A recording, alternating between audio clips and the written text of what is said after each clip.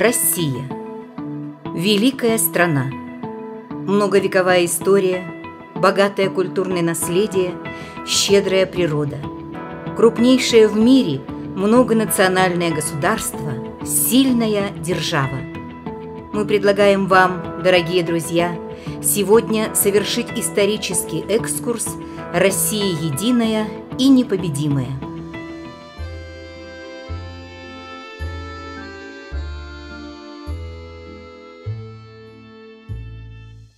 Русь, Россия формировалась на протяжении веков. Великая история страны и ее культурное богатство – плод огромных усилий и трудов многих поколений разных народов. Столетия греки, татары, осетины, литовцы, кабардинцы, якуты, чеченцы, грузины, армяне, евреи, немцы, представители других национальностей наравне с русскими строили Россию. Все народы хранят имена и гордятся теми, кто оставил свой заметный след в российской государственности и российской культуре. Исторически сложилось так, что Россия объединяет народы, говорящие на разных языках, исповедующие разные религии, отличающиеся самобытностью культур и менталитетов. Могущество и сила российского государства обусловлены крепкой дружбой народов, населяющих ее. Пример истинной дружбы и сплоченности – годы Великой Отечественной войны, когда весь многонациональный советский народ встал на защиту своей Родины и отстоял ее свободу. Каким же образом наша Родина стала великой многонациональной державой? С древних времен восточные славяне соседствовали с поляками, варягами, эстами, финнами и другими племенами. Эти народы, а также кривичи, вятичи, древляне со своими князьями вошли в древнерусскую Киевскую Русь, жили рядом со славянами. В XIV-XVI веках вокруг Москвы сложилось единое русское государство. Границы страны продолжали расти и расширяться. В XVI-XIX веках были присоединены огромные территории Севера, Поволжья, Сибири, Камчатки, Преамурья, и жившие там народы также вошли в состав России. Многонациональная семья народов России становилась все больше и больше. Многовековой исторический путь прошла наша страна к своей державности, к завоеванию позиций сильного государства, простирающегося от Тихого океана до берегов Балтики. Независимость России – это итог ратных подвигов тех, кто, не щадя своей жизни, отстаивал незыблемость границ. Сегодня Россия свободная, мирная и процветающая страна. Но так было не всегда. В лихие годы приходили на нашу землю враги и захватчики, и вставали богатыри и воины русские у них на пути. Об этом сложено много пословиц и поговорок. Для родины своей ни сил, ни жизни не жалей, жить, родине служить, береги землю родимую, как мать любимую. Россия, ты не зря слыла для стран других загадкою, но не всегда была судьба страны великой, гладкою. Порой не радость, а печаль царила над Россией, и часто защищала сталь, ее озера синие. Порой невзгоды над страной кружились черным вороном, плечом к плечу вставал народ, чтобы сразиться с ворогом. Русская армия по праву считается одной из самых сильных и боеспособных в истории. Доказательство этому – множество блистательных побед, одержанных русскими воинами в битвах с превосходившим их по силам противником. Славная история великих побед русской армии и флота берет свое начало еще со времен княжеского периода. Давайте перелистаем страницы истории и рассмотрим самые крупные победы российского оружия с момента образования Киевской Руси и до наших дней. Разгром хазарского каганата, 965 год, киевским князем Святославом. Победа новгородского князя Александра Ярославовича над крестоносцами, 1240 год. По преданию, именно там, за победу и храбрость, Александр получил прозвище Невский. Вторая знаменитая победа Александра Невского одержана над рыцарями Ливонского ордена в апреле 1242 года на льду Чудского озера в известном ледовом побоище. 1380 год. Конец монголо-татарского ига. Сражение на Куликовом поле подвело итоги длительному противостоянию Руси и Золотой Орды. Победа Дмитрия Донского ослабила Орду, что предопределило ее дальнейший распад. Московская битва 1612 года. Решающий момент смутного времени, сражение сил второго ополчения, возглавляемых Кузьмой Мининым и Дмитрием Пожарским, с войском гетмана Хаткевича.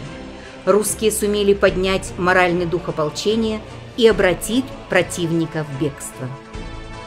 Полтавская битва. Победа, добытая русскими войсками 27 июня 1709 года под командованием Петра I, внесла перелом в Северную войну. Вскоре был положен конец шведскому господству и на Балтике. Русско-турецкая война 1768-1774 годов, где Россия добыла еще одну важнейшую победу. Русская армия под командованием Александра Суворова предрешила исход русско-турецкой войны и заставила Османскую империю подписать мирный договор. На Черном море в августе 1790 года русская и турецкая эскадра сошлись в бою у мыса Тендра. Русской эскадрой командовал талантливейший контр-адмирал флота Федор Ушаков. Военный флот Турции был уничтожен, утвердив превосходство российского флота в Черном море. Бородинская битва, 1812 год, Отечественная война. Сошлись армии Наполеона и Кутузова в самом кровопролитном за всю историю однодневных сражений. Несмотря на огромные человеческие потери, русская армия сохранила боеспособность и в том же году изгнала французов. Синопское сражение. Разгром турецкого флота 18 ноября 1853 года командовал выдающийся русский вице-адмирал и флотоводец Павел Нахимов. В результате длительной осады англо-французскими войсками Севастополь не был сдан. Крымская война окончилась подписанием мирного договора. Первая мировая война длилась с 1 августа 1914 по 11 ноября 1918 года. Для России Первая мировая война во многом повлияла на развитие революционной ситуации в России, что вызвало гражданскую войну. Гражданская война в России, которая длилась с 1917 по 1923 год. Вооруженное столкновение между различными политическими, этническими, социальными группами и государственными образованиями на территории бывшей Российской империи, последовавших после установления власти большевиков в результате Октябрьской социалистической революции 1917 года. Особенно ожесточенное противостояние пришлось на период власти Колчака, когда брат шел на брата. В Якутии окончательно советская власть установлена в 1922 году с ликвидацией Пепеляевщины. Вторая мировая война. Битва за Москву, Сталинградская битва, битва на Курской дуге, освобождение Европы, взятие Берлина. Великая Отечественная война.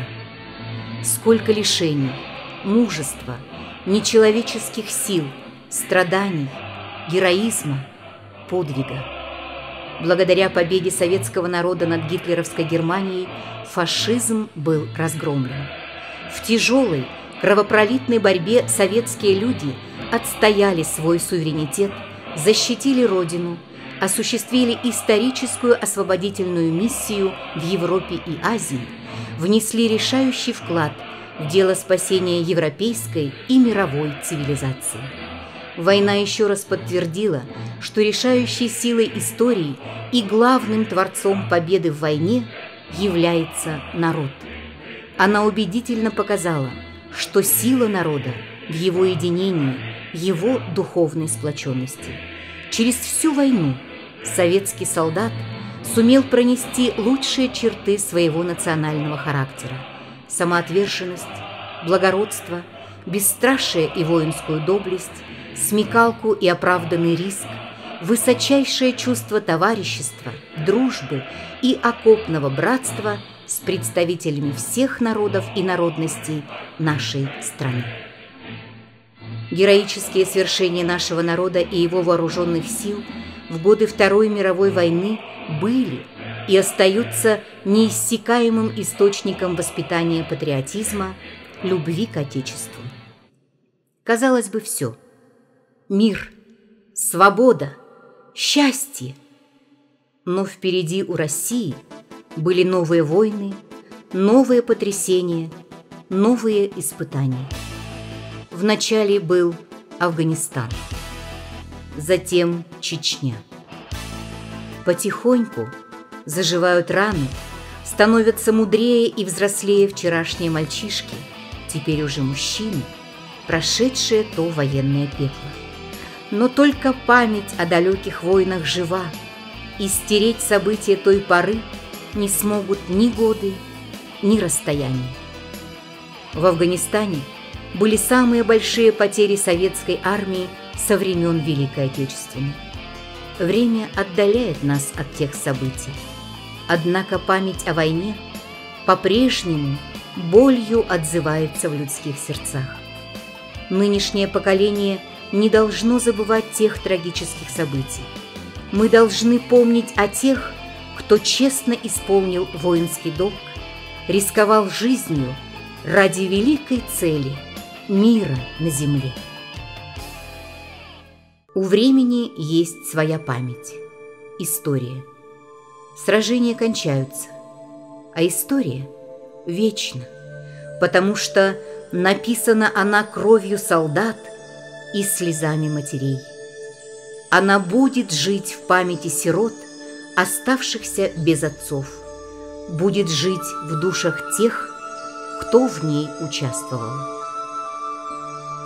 В эти дни, когда оживает природа, мы остро ощущаем, как прекрасна жизнь, как дорога она нам, и понимаем, что за все, что мы имеем, жизнь и праздник нашей жизни, мы обязаны всем тем, кто воевал, погибал, выживал в тех адских условиях, когда казалось, что невозможно было выжить. В год 75-летия Великой Победы мы вспоминаем тех, кого с нами нет, и поздравляем тех, кто дошел до этого светлого дня. И с чувством глубокой благодарности мы обращаемся в этот день к нашим ветеранам, спасшим мир от коричневой чумы, а наш народ от порабощения. Победой кончилась война. Те годы позади. Горят медали, ордена у многих на груди. Кто носит орден боевой за подвиги в бою, а кто за подвиг трудовой в своем родном краю. Народ победу одержал, страну фашистам не отдал, отстроил заново державу, привел ее к великой славе. Щедра и богата страна наша своими героями и талантливыми людьми. Есть у нас что помнить и кем гордиться. Это выдающиеся монархи, правители и государственные деятели, полководцы и военные герои.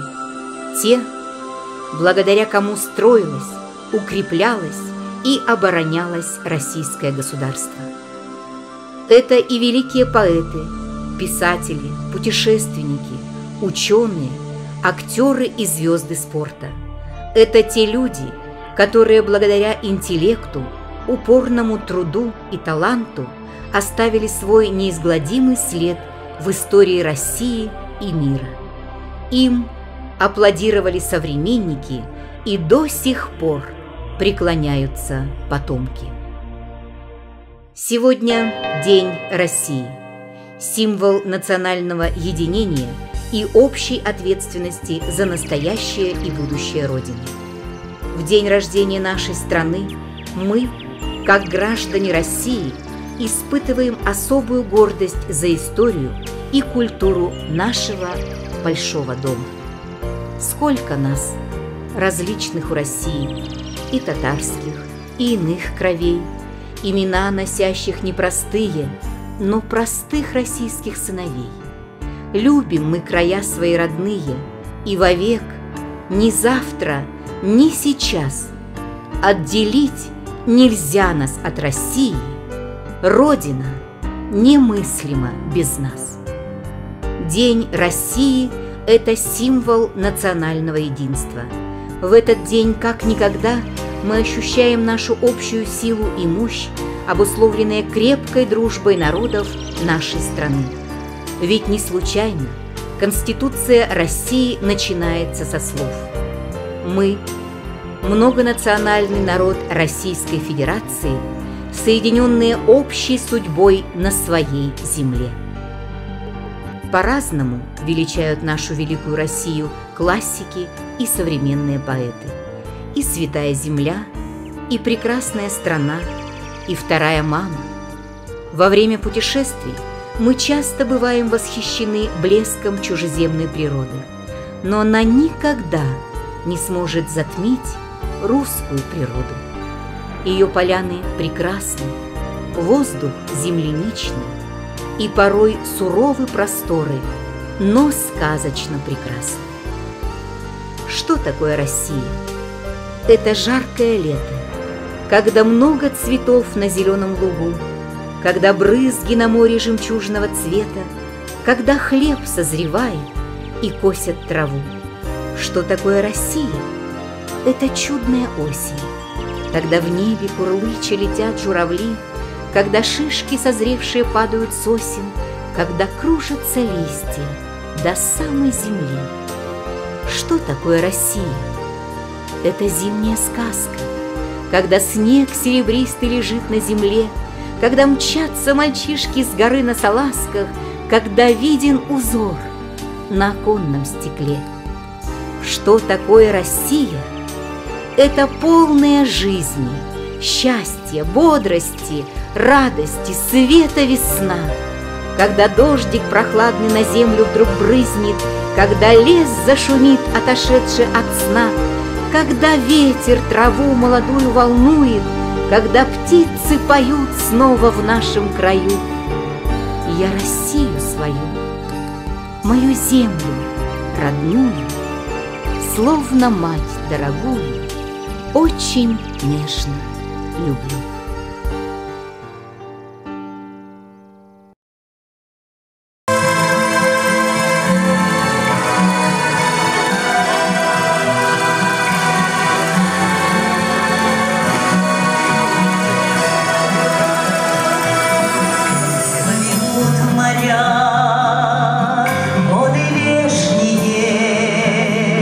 Зацветет земля, сердце радуя.